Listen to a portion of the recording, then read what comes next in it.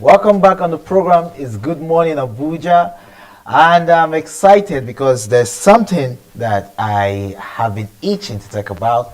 I'm talking about Nigeria's wealth, so much wealth in our artifacts. Yes, we are so rich that the items that our creatives have created through the years, designed, crafted specifically to be cultural items, to be religious totems, to be things that tell stories of the people we are, who we are, what we stand for. These artifacts through the years, many were looted, many were stolen, many are sitting pretty in museums around the world, and some have been brought back.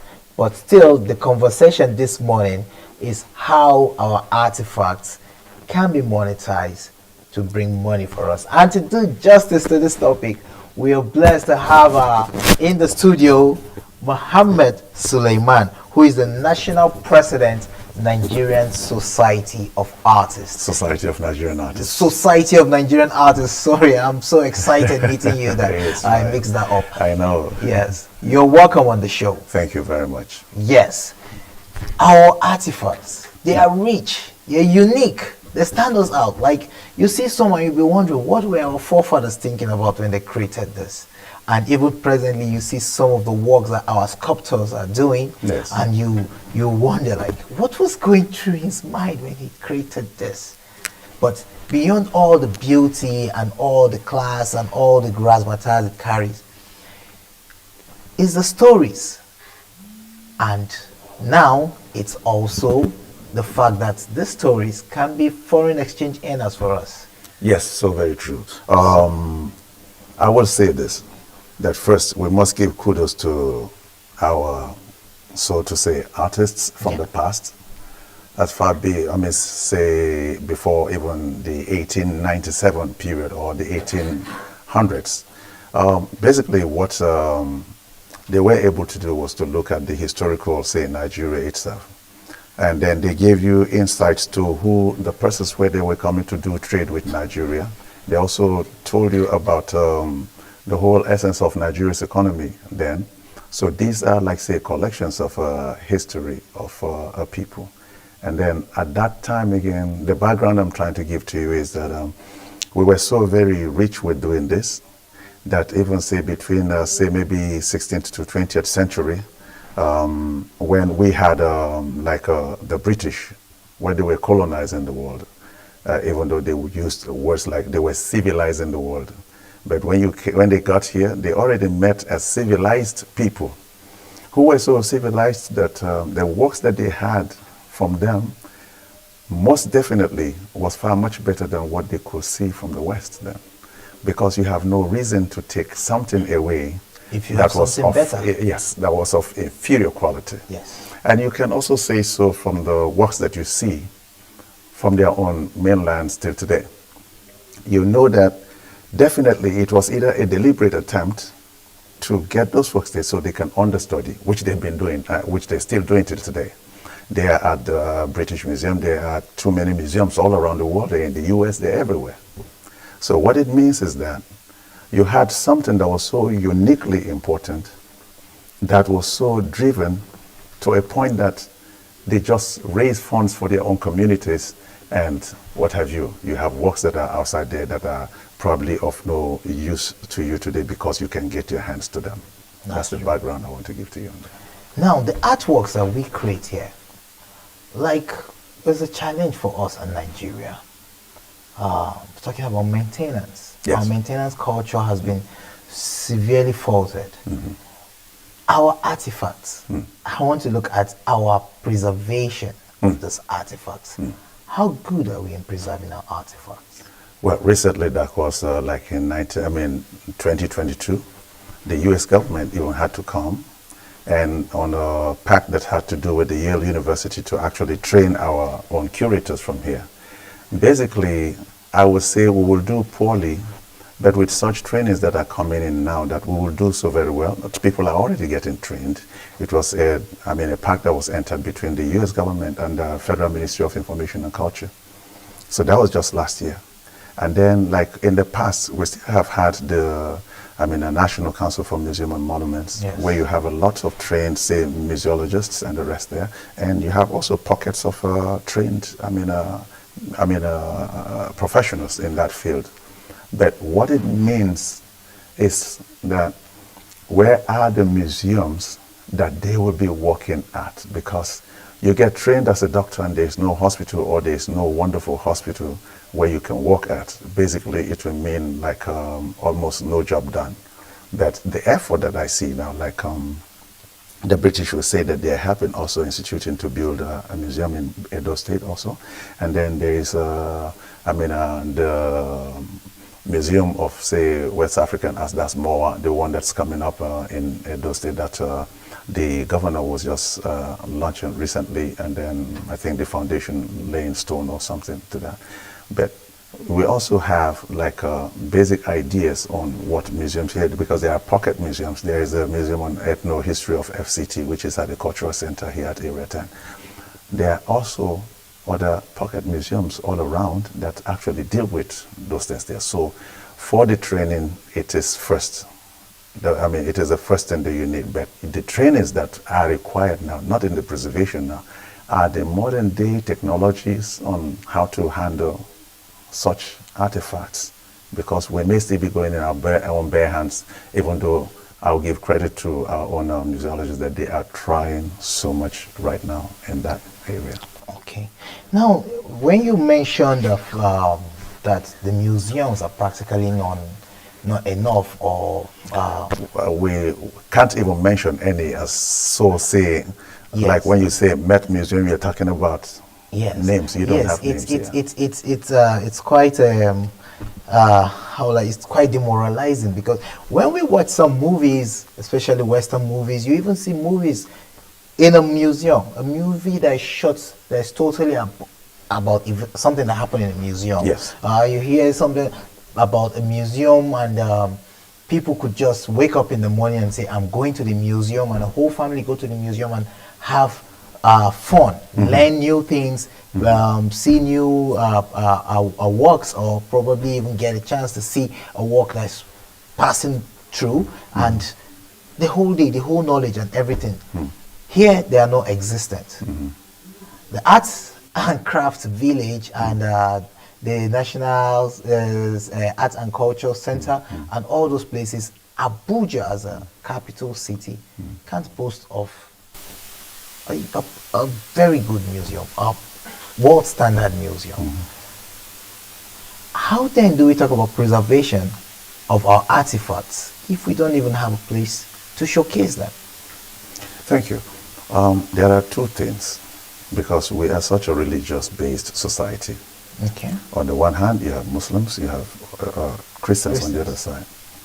The two who actually tell you that, they practically or basically don't have anything to do with museums, or, so to say, all those, you see, the sculptures, they call them like things that they idolize also.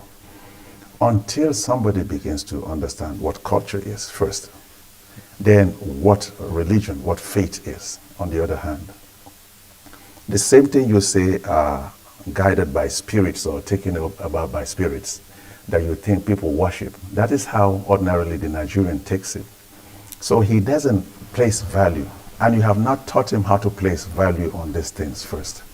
The second part to it is that those that came and killed your people and took these artifacts away, they also have their faiths. But these things are not resident in churches. They are in what they call the British Museum. Some soldiers even have them in their houses. How come it's not affecting them religiously? And how come the spirits are not flying inside their heads where they are? And then you are here, every time you see one, you just bow and like, you're almost too much on a confrontational level. As if it is, when it comes, as if you're just going to die. And this thing is reckoning, say, billions of dollars, billions in pounds every year. That is for even individual museums. You're not talking about the whole nation itself. And you are here. You're crying every day that people have carted away your artifacts. And you're asking for this, but the person that is inside here still does not even probably believe in those things that you have. So educating the people is first. Then secondly, appreciation of those things that you're talking about.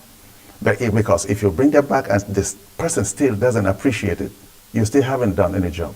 Because the Chinese go about so much, and we talk about tourism in China. They have about 1.4 billion people inside there. I think, from my own estimation, because I've been at the Great Wall, and I see that they're mostly Chinese even, because they know what it is, they appreciate it, they visit it. So we also join in entry Forbidden City, Great Wall, and all of these places. If you're in the US, you're at Met Museum, you see a lot of Americans getting educated inside there. So in Abuja, for instance, you can't even brag and say, this is the museum.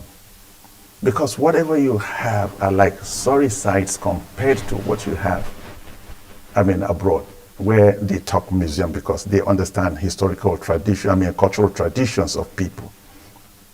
So here, you will not get it straight because also it affects the people at the helm of affairs who take charge of this. If they don't believe in it, they will not create it. So if they are not creating it for you, who are you to even want to say, I want to take my kids out there to see what the history of our people are? So that is why you get a whole lot of Nigerians that over 20s and the rest, that culturally they don't belong to you anymore. They are Westerners. Because that's what they see. If they even want to read about your own history, that is where they go to. So that is why there's nothing inside Nigeria. Everything I will say, with due apologies to most people, is to say it's beyond anything you call of standard, because investments have not been made into those places and no fundings into those areas there. So it's not working. Okay. Investments, funding going to a place means the place must have prospect. Yes. That you want to put money into something to get money back. That's true. Above what you've put in. That's true. Are there prospects for prosperity from making such investments? The Met Museum alone, if you're talking about like in the US alone, as at 2022, they're talking about an $11 billion project in America. Now, $11 billion injected into your economy is no joke. And you don't want to know what the British museum is making. That is almost like, say, trying to like double what you have from the US. Now, if you're looking at this and you say you want to invest, like I have my own quarrels even. My quarrels, besides saying that Nigeria's government has not put so much into it, and requiring that US needs to come intervene and try to train us also, and then other countries we're seeing. But what about a state that has a history in, artifacts, say, pillaging, like Edo State, for instance? Edo can survive strictly just on this. What it means is that the governments, if they have been interested ever since, just like I blame other states for not having a replica of national hospitals in their own cities, so people don't go to China and do all of that. Edo State, for instance, can say we're investing in this. And maybe a museum academy in, say, maybe Benin, for instance, that's so close or attached to the Oba's Palace, because that's about where all of this happened at. Now, if you put this structure inside that place there, what it means basically is that there will be scholars coming from other nations to come and study, not just in the schools, in the academy there, but to also research into what happened pre-1897, the punitive expedition, where these works were carted away and all of the violence and the killings and everything there. Now, for the fact that they're coming there, it means that hotels will, the boost in that, tourism will have a big boost. Then you now create your own museum. And again, I'm looking at the state. How come they have not had all the sculptors, all the crafts, wood carvers, and others to just finish it? Does it mean that it finished as at 1897? And everybody there everything perished or the city disappeared and you brought in fresh people? So there should be deliberate attempts at putting this in order so people can come over, understand, and make it like trade. But what you find now is this piece of I mean, Queen Idia's head that they cast in bronze or whatever, small piece, and then they sell, or the wood part that people sell all everywhere. So there must be heavy amount of seriousness in this, because this is money you're throwing away. In fact, Sumaru Suleiman, that this is really deep and thought-provoking, and it might interest you to know that, especially here in a city like this, recently we were looking for where to. We had this group, and we're looking for where we could just chill and hang out, and we realized that almost all the places that were available were privately owned, and they were of a particular kind. Like it has to be a garden, Yes. a park, Yes. or something. And the one that was like readily opened, some places like the Millennium Park and the rest, there were some of them were too bland. They were just too dry. Like there was nothing. But this, I think, kudos. I should give kudos to the people who manage the National Park and Zoo behind Camp W Basi there. Those animals were a refreshing sight when we were looking for a place to hang out, because all of a sudden we found something new, something refreshing. We could see animals that we just see, like we didn't know we could have this in Abuja. And why would the city have all of these things and more?